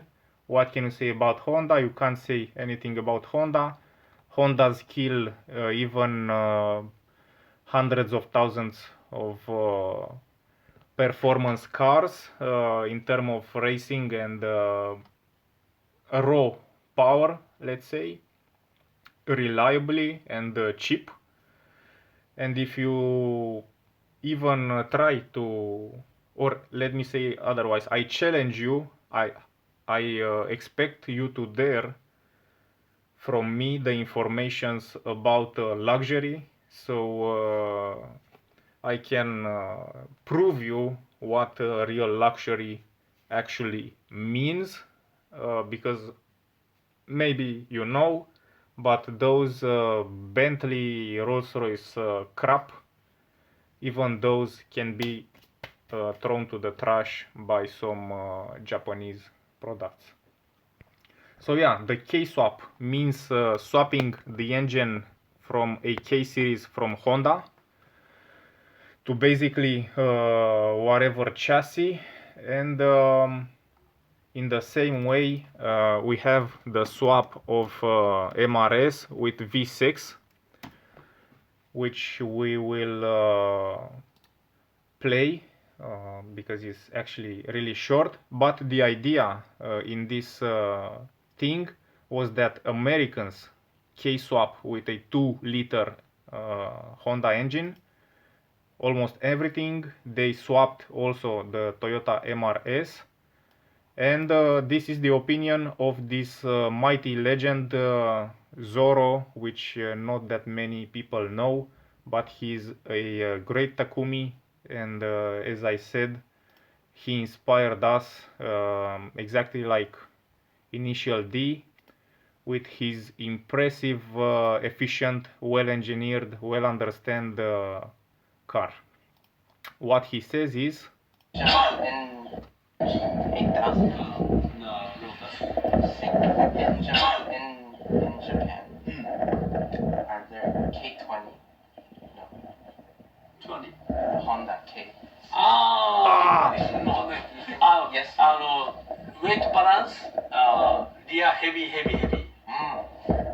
So no balance. Okay. No balance. so with the K20 swap, as you saw, the Keiichi Chiwa actually racing his car with carbon fiber doors. He said no balance, and with that no balance, a bit too heavy, a bit too light, the real technology means balance, and to actually be spot on, not to over exaggerate. We have 2000 horsepower, whatever. Our Rolls-Royce has whatever roof with tiny dots. We have a big TV display right here, and whatever soft clothes and I don't know what sensor which can break after 3 years, and then all those poor faggots are swapping the car because they can't afford and they don't want to have it spot on. You understand what I mean? To have your object, your weapon, is not for sure. You know what I will tell you, that all the warriors in the history, doesn't matter the history, the battle, they went to battle, they came to the base, and we didn't fought. They usually sharpened their weapons, they cleaned their clothes, they prepared mentally and physically. But it appears that these British Americans, they just want to scam one another, to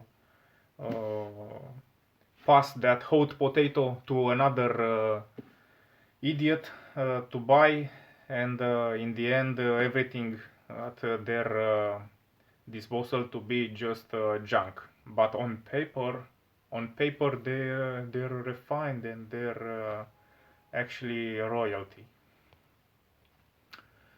All right, let's move on with this thing. We also have this Arvu S2000 with 400 horsepower, if I remember correctly. Very expensive cars, of course, collectible cars nowadays, and for a good reason, because actually Japanese didn't cut corners in what they did. Again, Revolution 86. This is the 86 with no engine, turbos and superchargers. It is actually as much possible with carbon fiber and titanium bolts. You can watch, for example, there is a video in the garage under the car, where the owner and the builder, of course, another Takumi, presented us how many parts and bolts and different very small parts they changed with titanium custom to be able to shred, let's say, 20-30 kilograms in total from all the bolts in the all the car. More than this, the new generation of this rear wheel drive Toyota, which is GR, not GT86, no, oh my god, I have a moment of nothing in my brain. Anyways, the new model GT and GR. The old one is GT, the new one is GR from Gazoo Racing. So GR86 now has a bigger engine, not a 2-liter. It has a 2.4-liter boxer engine, the same boxer engine, with some problem with the silicone gasket, but no problem for Japanese. They will sort that out. Which has more torque, more power, and why I say to you about this new GR86 compared to the old one, the same Revolution guys who changed all the bolts under the car with titanium bolts to shred a little bit of 20-30 kilos from this, a lot of money for a big belly, let's say 10 kilos. They actually bought a car, the new technology in Toyota. They weld the car, which is a different aluminum, let's say, a different thing, which welds differently, a lot more hard. And I don't know if they bought that equipment or they went to a shop, let's say, which added to their car 1000-ish more weld points. So from, let's say, 2000, 3000 weld points in the entire car structure, they added 20-30% more, so the chassis now is more rigid. Things like this, which matter a lot. The Revolution is also spot on with this continuation of AE86, the original Toyota Corolla in the 90s, with its mid, let's say, aged GT86 and the new version GR86.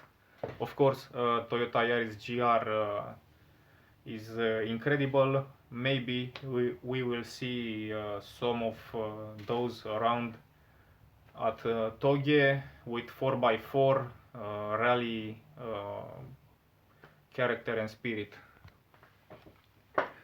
Moving more to the bottom of the list, this is the Assistem 3 German. So as you can see here, not a lot of British. Of course, we could see some Lotus, maybe, not another British. So no Jaguar, no other crap. And of course, Lotus is actually a platform very similar to this Toyota, but it costs 4 times more. So as this awesome man presented in this entire video, all the configurations and things like this for the car he built, a lot of it is still standard. And of course, if you would, for example, not buy an Elise for a British Elise for 4 times as much money, and you will improve other things, other technological parts, of course, with carbon fiber and other things. Yeah, you can't even compare the Lotus with what we have here. So yeah, this BMW, as you can see, is German, and until here you only see Japanese. You don't see Ford, you don't see Chevrolet, no Corvette, no Dodge Viper, no Citroën, no Renault, no Peugeot, no Fiat, no Lamborghini. In the real world, we don't, as you see, we don't swallow Lamborghini, we don't swallow Ferrari, no Pagani, as you can see, another Honda, and Nissan Silvia. So yeah, this is the top 10. Let's move further because the time is short and we have more cars to see.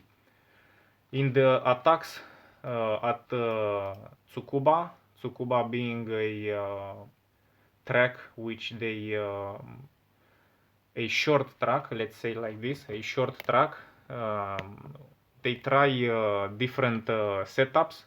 Of course, in the most cases, cars with huge, not like this, huge aerodynamics measures took. Let's say Toyota Supra in the configuration of the Americans, of course, doesn't work that well. So Supra 2000 horsepower, I said only Supra 2000, 15,000 horsepower, no, this doesn't work. It's awesome on their highways, but on the track, doesn't matter what track, maybe some aero, not that much horsepower, you need control and balance. This is a Porsche Cayenne, Lexus RC F. You can see already the things. This is a Mazda with some aero bits, big bits there, turbo, etc. But you will see some of the biggest wings and measures focused on aero parts only. So scrolling, you can see here, this is a very stuck to the ground car by the aero measures. Of course, the grip is maximized with these measures, and they try to reach under 50 seconds. This is the new assist, the new BMW assist. I presented you the white one in the top. This is the X model, let's say, because we have a new model on all the channels, turboed and dragged and used on different racetracks. But as you can see, this BMW assist, of course, very tuned, very well balanced by the historical company Assist. They usually tune BMWs, let's say only this, the BMW Assist on Google, and we will see all the generations. They had E36, they had the white one I showed you, Assist BMW Japan M3. So yeah, this is the one we saw. This is the one we saw. They saw also an they had also an E36, and with this one, I don't know the code for it, they manage, as you see, to obtain 58,356.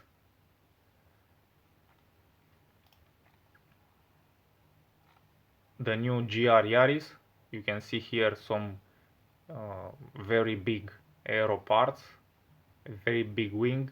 The grip is very important, and this is the time. You will see very soon the Toyota MR2. Just look at this Subaru. This is just a spaceship, a plane, a reversed plane. Incredible aero parts. Those cars are stuck to the ground. With this Subaru 55, you can see it's incredible modified and well studied. And so no Porsche GT3 RS has something like this. No stock, but the technology in a very sense way means to improve and to develop the right measures for your needs. As you can see, another reversed plane spaceship. You can see its time. So this tiny Honda, this is the Toyota MRS. This tiny Honda is actually faster than the BMW M3 Assist, M4, excusez-moi, M4 because it's coupe, with almost 1.5 seconds. But now looking at the next, just look at this wing, so you can understand the times, what these times mean. Look at these huge aero parts, huge aero parts here. This is a Suzuki Cappuccino, small car, I don't know, RX-7 FD. It's huge, like for hill climb and time attack. They come here ready to just crush the time.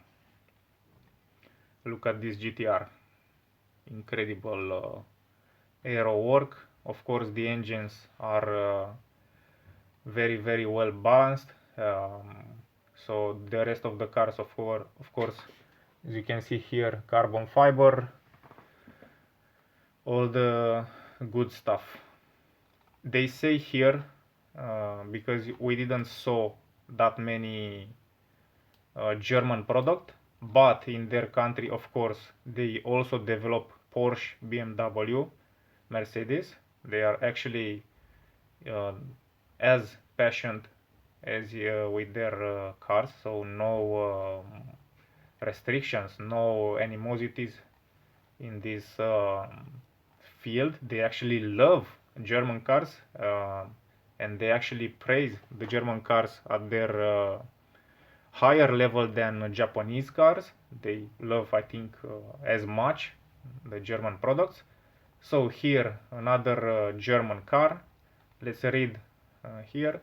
After chatting to the owner of the M Cayman GT3 last month, I was curious to see how the car was going to perform with some new upgrades, including Bosch Motorsport ABS.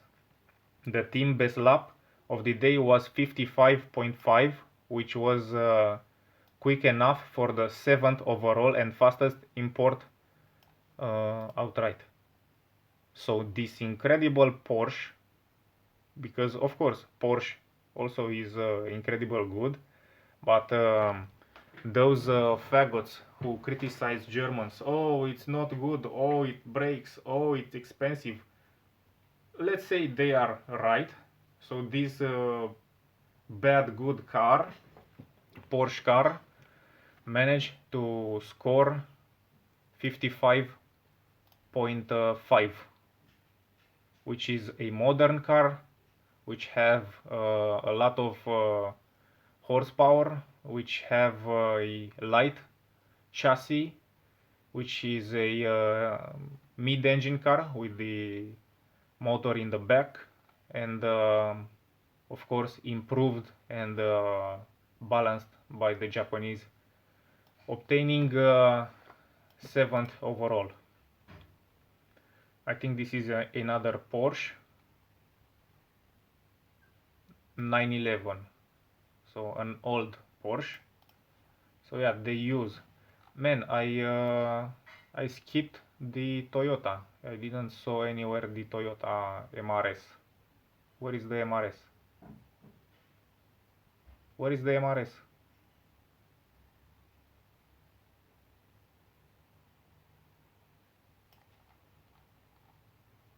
I thought we have the MRS around. That's why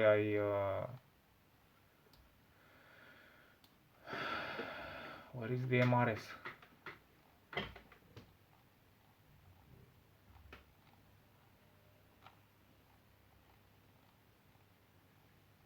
It was only in that corner right there. That was the only MRS thing. I don't remember like that. This MRS here. Yeah, so strange. Oh yeah. MRS Pro Spirit Tsukuba.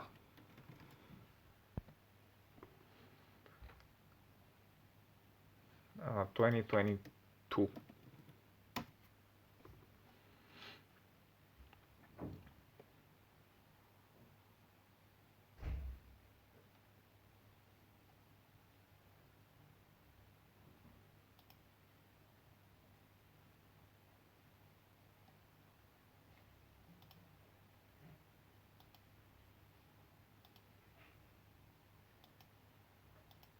Anyways, let's come back another time. This is the mine Mines R34. Why is this relevant? Because I said to you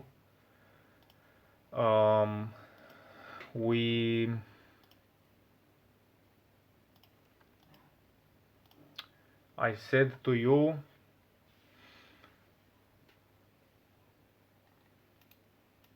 oh, I'm lost. I'm lost, and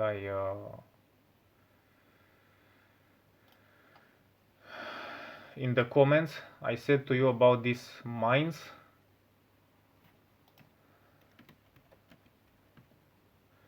So times are someone says in 2022 times are getting crazy. I remember mines GTR 34 doing 57.7 in the R34, and though that was absolutely spastic, which it is, now it's the norm. So with that norm, they obtained with this little car 57.6 whatever, so even better than this incredible Nissan Mines R34. Of course, very fast car for track, 4x4. Nissan GTR. Alright, you have here in this